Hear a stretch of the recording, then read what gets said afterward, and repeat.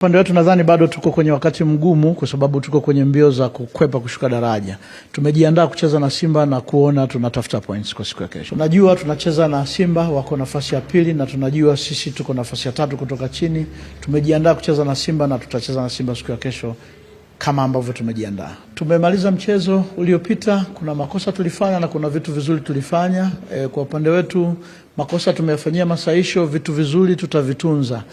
Tunacheza na timu bora na mechi itakuwa ni ya kimbinu zaidi na kiufundi zaidi.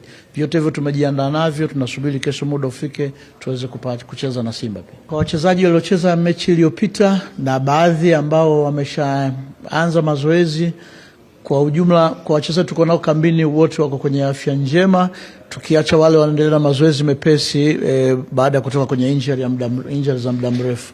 Lakini tuliokuwa nao wote wako kwenye hali nzuri kiafya, kiakili. Nategemea tutakawapanga wataanza mchezo wetu kama ambavyo tutawaelekeza. Nadhani tunacheza na timu bora Tanzania, Afrika, hilo tunalijua. Kwa upande wetu tumejiandaa tuweze kukabiliana nao kiufundi, kimbinu. Na imani tutacheza kama ambavyo tumejiandaa na kuweza kutafuta matokeo. Si kama wachezaji huwa tunaongea vitu vingi sana, lakini asilimia kubwa kilichopo sasa hizi kwa hali ya timu ilivyopo, kilichopo ni tunaongea vitu vya kuhamasishana, tuhakikishe tunapambana kupata pointi 3. Ukiangalia kuhusu pressure, pia pressure na sisi ipo. Ukiangalia sio kwa Mbeya City tu, even kwa Simba ukiangalia wanataka ubingwa na sisi tunataka kushuka huko, lakini na sisi tunapambana kuhakikisha tunabakia na wanapambana kuhakikisha wanapata ubingwa, lakini mechi haitakuwa rahisi kama nilivyosema. Mimi nadhani matokeo yaliyopita yalikuwa mazuri, pia yanatupa nguvu kuhakikisha mechi ya kesho tunapambana, lakini kama nilivyosema siku zote mechi haijaikuwa rahisi. Yaani siku zote mechi ni ngumu.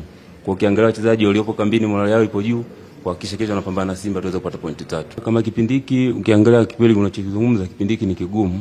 Yaani kama wachezaji tunavyojua hivi vitu lazima tuvipitie. Sio kwenye mpira tu, hivi ni kwenye maisha lazima upitie vitu vipindi hivi. Lakini kwa sisi hapa kama tunajua kabisa ni kazi yetu, ni wanaume ambao tunajua kupambana, lazima tuvipitie vipindi, lakini lazima tupambane kuhakikisha tunatetea nembo ya Mbeya City. Mimi niwahakikishie tu kesho tutapata pointi.